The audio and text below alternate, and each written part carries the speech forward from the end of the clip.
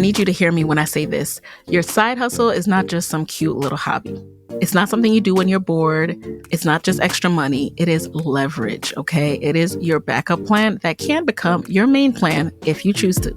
Listen, a job can change, but your skills, your ability to adapt, your ability to grow, that doesn't change. And that is why I'm getting ready to share with you side hustles that can make you real money that you can start this month. And let me just clear the air. These are not internet trends. These are not gimmicky. These are not make money quick schemes.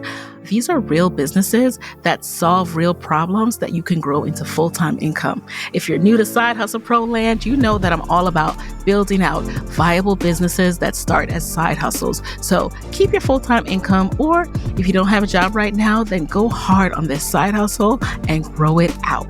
All right, so now let's get right into it. Okay, before we get into the 7 side hustles that can make you real money, let's go over 2 quick rules. Number 1, you don't need to do all 7. You don't need to try all 7 at once, okay? And some of y'all love collecting ideas like, their cards, and then you got all these different side hustle things and 0 clients. We're not doing that this time, okay? What we are going to do is listen to everything, take notes, and then research, okay? So rule number 2 is this episode is not about what sounds fun. This is about what solves a problem. The key thing when you are growing a business, starting a business, and growing a business that's going to make money. This is about what solves a problem, what can you charge for, what can you repeat, and what can you scale. Because if you are serious about building something that can replace your income, you need to start thinking like a business owner now. Even if you're starting small, you need to start small with the business owner hat on. All right, let's go ahead and start with the number 1 side hustle.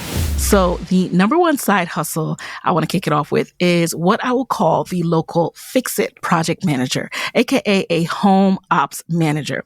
Now, I was watching a YouTube video the other day and it kind of inspired this one. So the guy him and his wife talked about being first-time homeowners and, the do's and don'ts, the things they've learned, the learning curves and all that good stuff.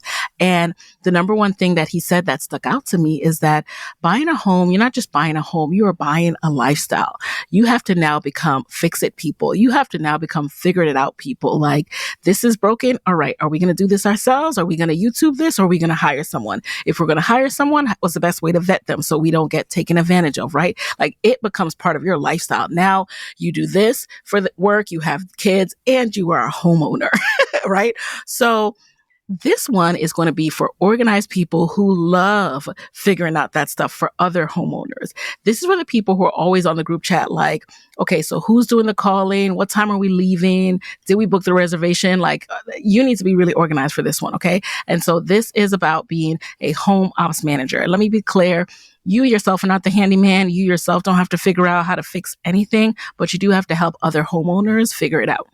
So you could be the person that's going to coordinate the handyman, the plumber, the painter, the electrician, the deliveries, the timeline, the receipts, the access. You could even call yourself a house manager, so to speak. One of the issues with having to find all these services yourself is, one, it's usually popping off when there's an emergency, right? So you have little time, and this is how you end up getting taken advantage of because you're trying to quickly solve the problem so you can get back to work, so you can drop off the kids, so you can have hot water the next night, right? So the problem is these are usually emergencies. Someone needs to be in charge of coordinating all of this, having key contractors on deck that are reliable, that are solid, and be able to coordinate all of it while you can just go ahead and, go do your very, very time-consuming job while someone else takes care of all the details in the background.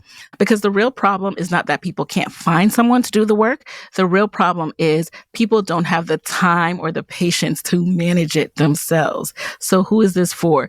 It's for busy professionals, right? This is your target audience. Busy professionals, new parents, landlords, Airbnb hosts, adult children managing their parents' homes, maybe.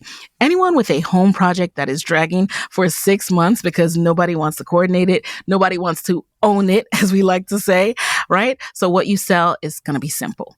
I'll coordinate your home projects end to end so you don't lose your Saturdays. Boom. I gave you your pitch. I just gave you your pitch. All right, you're welcome. Just tag me when you launch and let me know how it works out. So a starter offer could be one project, right? 2 to 4 weeks. And then you can add on ongoing monthly home ops retainer. So instead of them paying one time out of pocket for some huge thing that just came up, they're better off having you on retainer for seasonal maintenance, vendor coordination, small repairs, check-ins. And here's how it scales. Once you build your vendor list and your process, you can hire coordinators and run multiple projects at once, have multiple clientele, right? And honestly, people will pay for peace. People will always pay for peace. Now let's get into another one that's really top of mind for everyone. And this is in a completely different lane. This is number 2, Career Pivot Studio. Now this is going to be a done-for-you job search plus strategy. All right. So let me break this down. Okay. This is career help, but elevated. What does that mean? I know you've heard of people who help you with resume writing before. And this is not that. This is not, I'm going to write your resume. I'm going to look over your package, all of that good stuff. This is a pivot package. Okay. So we're looking at everything from positioning, your LinkedIn, your interview stories that you bring when, everyone has their key stories that they bring to the interviews. No matter what the question is, we're going to find a way to talk about these stories, right? You're going to talk about your 30-day outreach plan. How are you going to go after these jobs? And then messaging that actually matches the job you want on all of these platforms. Because everyone knows right now the job market is really, really tough. Okay. The problem is not that people are unqualified. Okay. The problem is, of course, the economy. The problem is what's going on with these companies trying to save coin, pivoting their strategy altogether. So you really need to figure out what story you're going to tell, what roles you're going to go after. And that's where a career pivot studio can come into play. Now, it's called pivot because no matter what's going on, if you're trying to get a new job right now, there's a lot of pivoting that needs to happen. Pivoting in how you search to start. So this is for burned out corporate folks, laid off folks, people switching industries, people who have experience but don't know how to package it, people who have experience that may be seen as outdated as it's currently listed on their resume, right? You need to get up to speed or just have someone help you articulate it through the kind of verbiage people are using. We all know you got to talk the talk, okay? You do need to know how to message, position, and package yourself in this job market. Okay. And this scales beautifully because it becomes templates and it becomes a repeatable process. And eventually you can build a studio with writers and coaches, or using AI, you can have AI agents that work for you to do some of this work for you, because your first offer is going to be something like LinkedIn plus pitch kit. Okay. So that's going to include a headline and about section, 10 networking messages, 10 star stories, a simple 30-day outreach plan. And you can price it like a premium package because the value is very high. Like once that person lands that job, that right there is the value. And it's not going to compare to what you're charging, right? Because you're going to help people land 6-figure roles and you're not going to charge 6 figures for this. So if it helps someone land a job, they're not thinking about your price the same way at all. So you get great referrals and then you get your next client. So boom, there is side hustle idea number 2. Go forth, go be successful. All right. So now I have a third idea, y'all. The third idea is the podcast booking agency. Now, I get pitched all the time for people who want to be on a Side Hustle Pro podcast. And it's a little bit disheartening sometimes because some of these people are paying agencies to pitch them to be on my show. And their stories have nothing to do with the premise of Side Hustle Pro. So they are wasting their money. And I'm always thinking like, someone could do this so much better. Okay. So that's idea number 3, podcast guest booking agency for experts and founders. Now, you have heard of podcast management, maybe, which includes things like editing your show, uploading, all of that production type of thing. This is different. This is getting clients booked on the right shows, emphasis on right shows, and then handling the follow-up too. So this is for coaches, authors, consultants, founders, people who are trying to build authority and bring in leads. And all of these people want to pay someone to do this for them. They do not have time to sit around drafting pitches, looking up podcasts that are out there, looking up the email for the podcast host and pitching. They do not have time for that, but they really need to promote their book, their services, whatever else they got going on. So this is one of my favorite kind, a retainer business. That means people pay you on a monthly basis for the service, because if someone wants to be booked consistently, they want someone in their corner consistently. That is why it works. So what you are going to sell is 10 show pitches a week plus booking management. And the booking management means handling everything from the actual outreach to actually getting them on the show, completing the interview, sending the thank you follow-up. And you can upsell a media kit too. So bio, talking points, topic ideas, one sheet, updated headshots list, guest intro templates. Now, I like to do my own thing and all that. I don't need a guest to give me a one sheet per se, but it is helpful when someone does come with a one sheet just for me to understand how they position and package and message themselves. That's always interesting. And, you don't want your guests to be too PR trained, but it is very helpful to just know how they talk about and summarize their experience and what they do and all of that. So if you include that in this package with your podcast guest booking agency, that's another bonus. So this can scale into a boutique agency once you hire junior bookers, build your database, or again, use AI to do some of this work and automate some of this work for you as you are scaling. So you can keep most of that revenue for yourself. And if you're someone who loves research plus outreach plus relationship building, this is going to be a very strong lane for you. So that's idea number 3. Look it up, research some more, figure out if you want to explore it.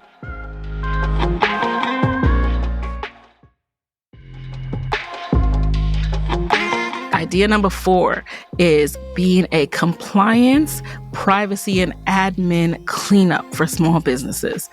As a small business, you definitely wear a lot of hats. You have to, in the beginning, operationalize a lot of things on your own, which includes setting up the different platforms you're going to be on, setting the passwords, setting who has access. And that's why number 4 is this privacy and admin cleanup service. And let me be very clear, this is not going to be legal advice. All right. But this is going to be operational support. What that means is this is helping small businesses get their house in order, because a lot of businesses are collecting client info, emails, payments, intake forms, health information, even shipping addresses, and their back end is giving, oh, we just vibing over here. Come on down, we just kicking it. And that is not going to cut it, all right? So this is for people like therapists, coaches, e-commerce brands, agencies, anyone collecting customer data who wants to look credible and reduce risk. You might even pitch this to some healthcare offices, like people who have gone private practice, because again, they're very busy actually taking care of their patients. And sometimes that back end doesn't look as clean and professional as it should be. So I'm already giving you your target audience, guys. Now you just have to go forth and explore this business. So what do you actually do? Organize intake forms, set up consent flows, update basic workflows, cookie banner plus links, make sure confirmations and automations match. Really, you should be well-versed or get well-versed in privacy policies and privacy protections and cyber protections so that you can protect your clients. So your first offer could be client intake and consent makeover. And this is going to be a productized package where you have a clean, clear, fast turnaround. Once again, utilize your favorite AI tools to decide on your plan of action, how you're going to go into every single client, start, middle, and finish these projects. And this scales through the templates of your systems, your referrals, and then your niche expertise. Because again, this is such a niche thing that when someone is talking about, oh my goodness, I recently cleaned all that up. Oh, you should talk to, blah, blah, blah. They did it for me. This is how you get referred really easily. So that's number 4. It's something that is top of mind for a lot of us small businesses. So definitely look into that one.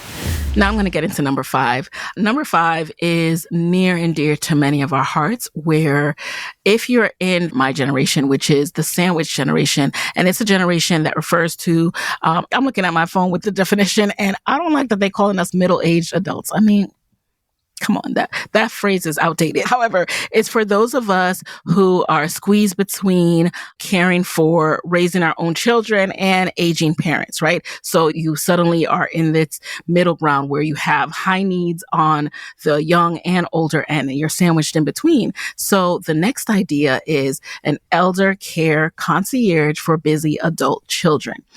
Now, this one is not about being hustly. This is just real life problem solving need. Okay. People quietly pay for this already. And I have yet to see official concierge service for this, or if there is one, there's not enough. So again, you would be starting this to support this generation. You're not providing the medical care. You are the organizer. Do you see a trend here? All right. Look for roles. If you like to organize, or if you know you are a decision maker, you can research and figure things out. Look for roles where you can stand in the gap and help those who don't have time to be the organizer, who don't have time to be the decision maker. So in the elder care concierge role, you are the organizer.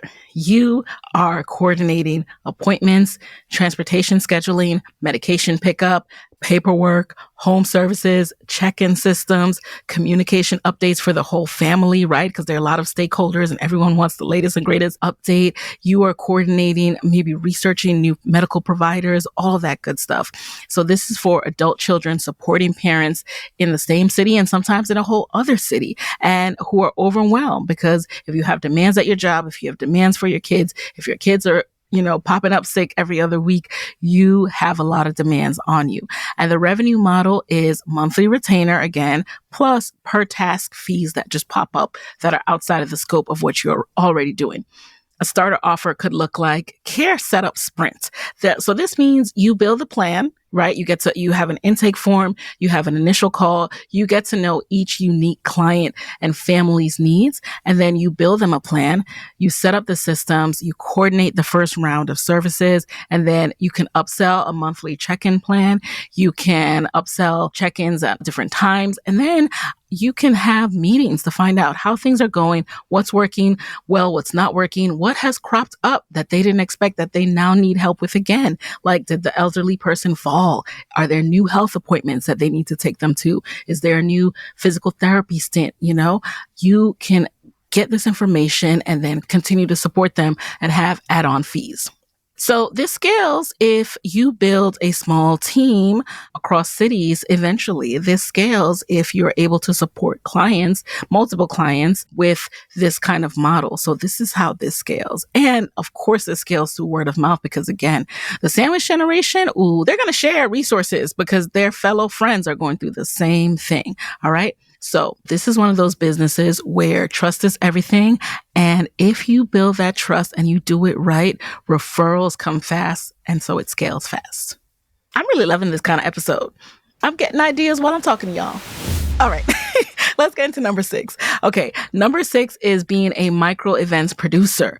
This is not events planning in the typical sense. This is not wedding planning, right? This is a different kind of planning. So this is for small business events like client appreciation nights, pop-ups, workshops, panels, community nights, launch events. Y'all know how I feel about events, right? Like, I like the concept in theory. And by the way, stay tuned. There will be a Side Hustle Pro event in 2026. But I am working with people who have this kind of expertise, right? Micro events producers. Why? Because if your business wants community, and which is something I would love to move from outside the screen and meet y'all and talk to you more.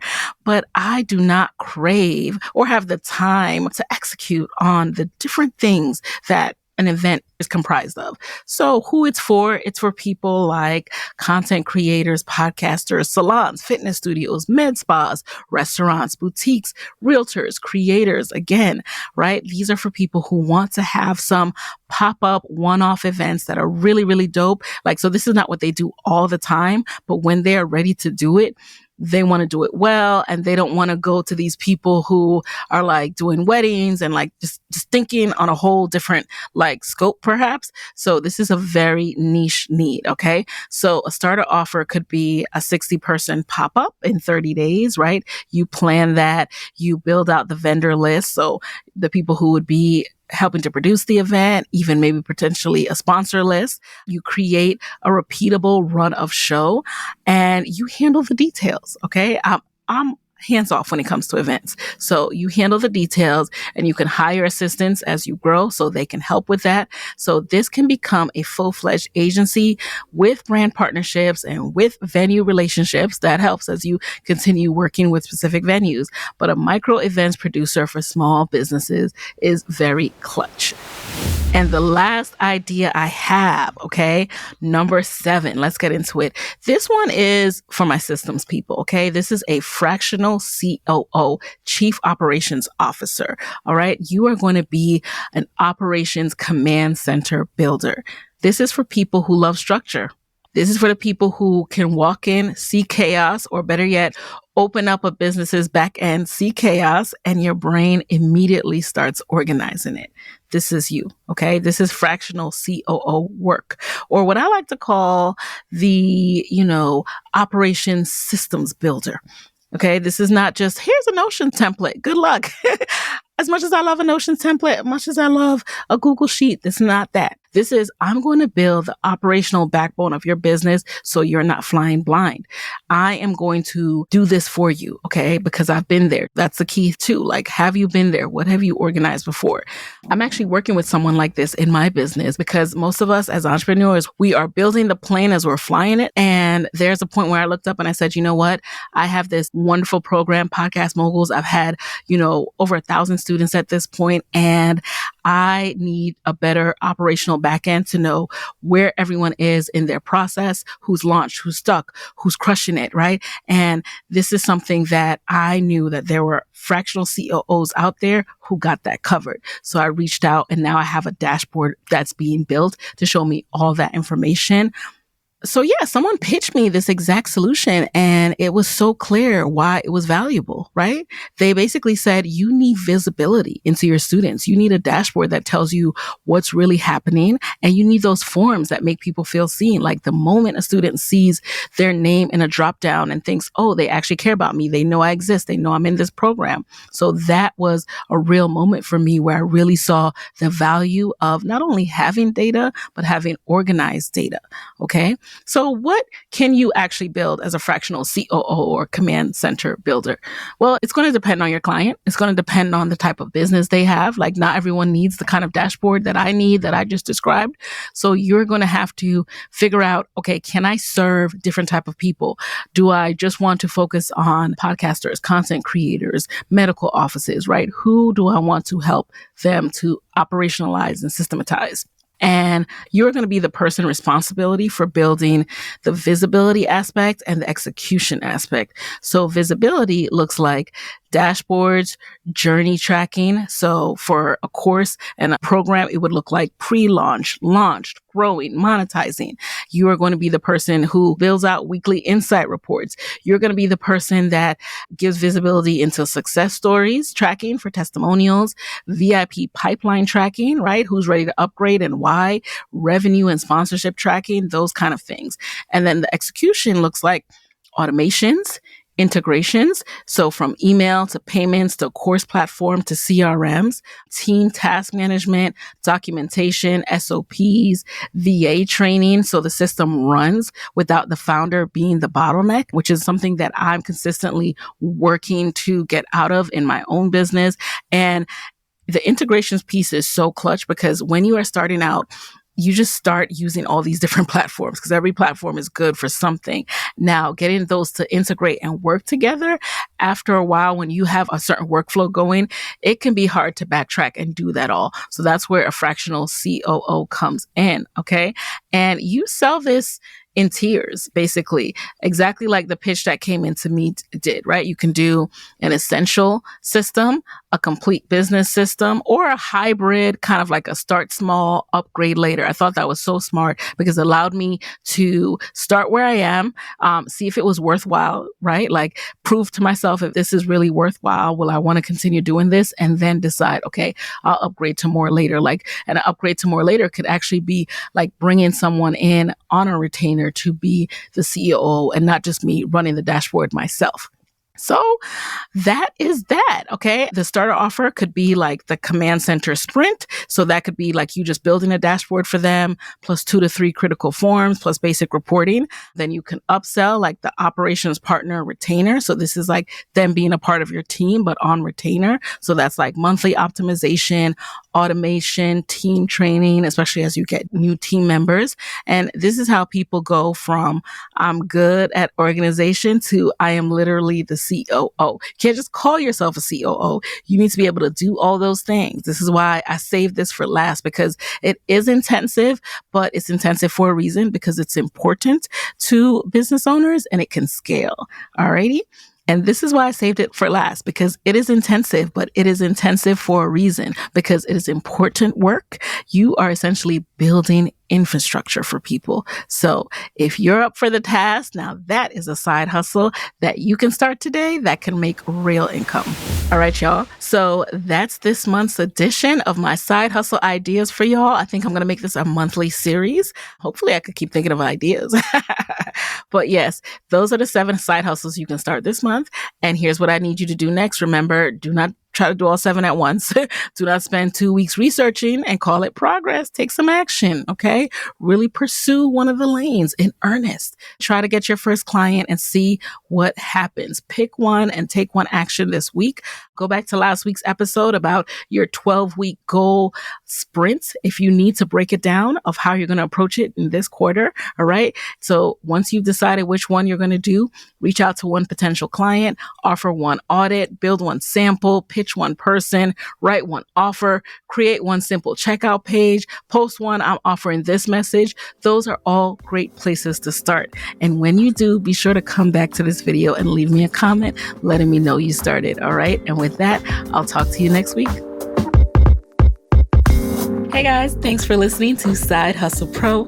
If you like the show, be sure to subscribe, rate, and review on Apple Podcasts. It helps other side hustlers just like you to find the show.